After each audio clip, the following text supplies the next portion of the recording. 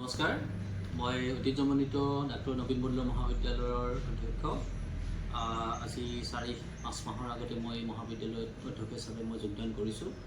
অৰ্থাৎ মই 2024 বৰ্ষৰ 11 ডিচেম্বৰ তাৰিখে এইখন মহাবিদ্যালয়ত এই উচ্চ শিক্ষা অনুষ্ঠানখনিৰ অধ্যক্ষ হিচাপে মই আসন গ্ৰহণ কৰাৰ পিছত, মই দায়িত্ব লোৱাৰ পিছত মোৰ খুব ভাল লগা কথা এয়ে যে মহাবিদ্যালয়খনিৰ যি 8টা বিভাগ আছে, 8টা বিভাগে বৰ সুন্দৰভাৱে এই মহাবিদ্যালয়খনি আগবঢ়াই আছে।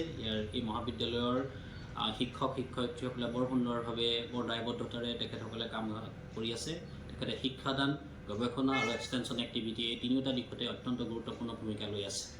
আমাৰ কাৰণে অত্যন্ত ভাল লগা কথা এইটোৱেই যে ডাক্তৰ নবীন বৰদলৈ মহাবিদ্যালয়ৰ যি ভূগোল বিজ্ঞান বিভাগ আছে, এই বিভাগটি বৰ সুন্দৰ এটি বিভাগ বুলি ক'ব লাগিব। আৰু এই মহাবিদ্যালয়ৰ ভিতৰতেই নহয়, আচলতে যোৰহাট জিলাৰ ভিতৰতে অন্যতম এটি শ্ৰেষ্ঠ বিভাগ হিচাপে ক'ব পাৰোঁ। সেয়া হৈছে ডাক্তৰ নবীন বৰদলৈ মহাবিদ্যালয়ৰ ভূগোল বিজ্ঞান বিভাগ। আৰু প্ৰায় প্ৰতি বছৰে আমাৰ 60টাকৈ ছিট থকা, এই প্ৰত্যেক ছেমিষ্টাৰতে আমাৰ 60টাকৈ ছিট থকা এই মহাবিদ্যালয়ৰ এই ভূগোল বিজ্ঞান বিভাগে প্ৰত্যেক বছৰে বিশ্ববিদ্যালয়ৰ ভিতৰত সুনাম অৰ্জন কৰি আমাৰ ছাত্ৰ ছাত্ৰীসকলে চূড়ান্ত পৰীক্ষাত চূড়ান্ত পৰীক্ষাত উত্তীৰ্ণ হৈ আছে। আৰু শেহতীয়া কিছু বছৰত এই বিভাগৰ ছাত্ৰ ছাত্ৰীসকলে বিশ্ববিদ্যালয়ৰ ভিতৰতে ৰেংক পাবলৈ সক্ষম হৈছে। এয়া অত্যন্ত উল্লেখযোগ্য কথা। আৰু লগতে এই বিভাগৰ পৰা উত্তীৰ্ণ হোৱা ছাত্ৰ ছাত্ৰীসকলে ডিব্ৰুগড় বিশ্ববিদ্যালয়কে আৰম্ভ কৰি বিভিন্ন বিশ্ববিদ্যালয়তো নামভৰ্তি কৰাৰ কাৰণে সুযোগ লাভ কৰিছে। লগতে বিভিন্ন স্থানত তেওঁলোকে চাকৰি বা কোম্পানী বা বিভিন্ন সেৱা খণ্ডত তেওঁলোকে সেৱা আগবঢ়াবলৈ সক্ষম হৈছে। আৰু এক উল্লেখযোগ্য কথা ক'বই লাগিব যে ভূগোল বিজ্ঞান বিভাগ এইবাৰ মহাবিদ্যালয়ৰ শ্ৰেষ্ঠ বিভাগ। অৰ্থাৎ তেওঁলোকে যিটো কলেজ উইকত তেওঁলোকে পাৰফৰ্মেঞ্চ দেখুৱাইছে, এইটো অত্যন্ত গুৰুত্বপূৰ্ণ কথা। তেওঁলোকে বহু ধৰণৰ পাৰফৰ্মেঞ্চ দেখুৱাবলৈ সক্ষম হৈছে। বিভিন্ন ক্ষেত্ৰত তেওঁলোকে পাৰদৰ্শিতা দেখুৱাইছে ছাত্ৰ ছাত্ৰীসকলে। আৰু সেইকাৰণে মহাবিদ্যালয়ৰ 8টা বিভাগৰ ভিতৰতে তেওঁলোকে শ্ৰেষ্ঠ বিভাগ হিচাপে যিহেতু পৰিগণিত হৈছে। এইখিনি এটা উল্লেখযোগ্য কথা আমি ক'বই লাগিব যে এই মহাবিদ্যালয়ৰ ভূগোল বিজ্ঞান বিভাগৰ যি 3গৰাকী শিক্ষক আছে, এই 3গৰাকী শিক্ষক যথাক্ৰমে মই ক'ব পাৰোঁ শ্ৰীযুত সৰু শইকীয়া ডাঙৰ, তেখেত মুৰব্বী, শ্ৰীযুত ৰাণাজিৎ গগৈ আৰু শ্ৰীযুত সংগীতা হাজৰিকা।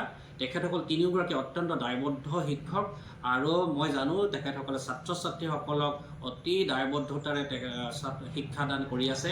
গৱেষণামূলক কামৰ কাৰণেও তেওঁলোকে উদগনি যোগাই আহিছে। আৰু যিবোৰ এক্সটেনশ্যন বা সম্প্ৰসাৰণ এক্টিভিটি সেইবোৰৰ কাৰণে সেইসমূহৰ কাৰণেও তেওঁলোকে উদগনি যোগোৱাৰ লগতে যিখিনি আমি কওঁ কাৰিকুলাৰ এক্টিভিটি, অৰ্থাৎ খেলা ধূলা, সংগীত, সাহিত্য, সংস্কৃতি দিশ ইত্যাদিৰ ক্ষেত্ৰতো তেখেতসকলে যথেষ্ট উদগনি যোগোৱাৰ কাৰণেই আজি ভূগোল বিজ্ঞান বিভাগটি কেৱল আমাৰ কলেজৰেই নহয়, অৰ্থাৎ কলেজৰ ভিতৰত অন্যতম এটি শ্ৰেষ্ঠ বিভাগৰ লগতে আমি যোৰহাট জিলাৰ ভিতৰতে অন্যতম এটি শ্ৰেষ্ঠ বিভাগ হিচাপে যিহেতু পৰিগণিত হৈ আছে।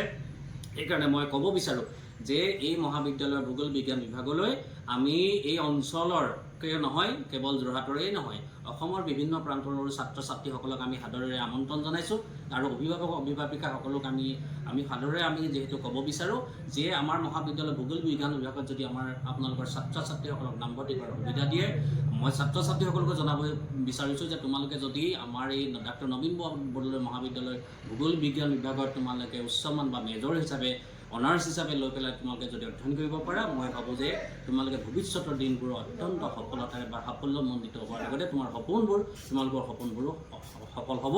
গতিকে মই সকলো ছাত্ৰ ছাত্ৰীকে সাদৰেৰে আমন্ত্ৰণ জনাইছোঁ। অভিভাৱকসকলক মই সাদৰেৰে আপোনালোকক আহ্বান জনাব বিচাৰিছোঁ, আপোনালোকৰ সন্তানসকলক আমাৰ মহাবিদ্যালয়ত নামভৰ্তি কৰিবলৈ দিয়ক। আপোনালোকৰ সন্তানসকলক আমাৰ ভূগোল বিজ্ঞান বিভাগতো আপোনালোকে নামভৰ্তি কৰাৰ সুযোগ দিলে আপোনালোকৰ পুনৰবাৰ কৈছোঁ আপোনালোকৰ ছাত্ৰ ছাত্ৰীসকলে সুফল অৰ্জন কৰিবলৈ সক্ষম হ'ব। ধন্যবাদ।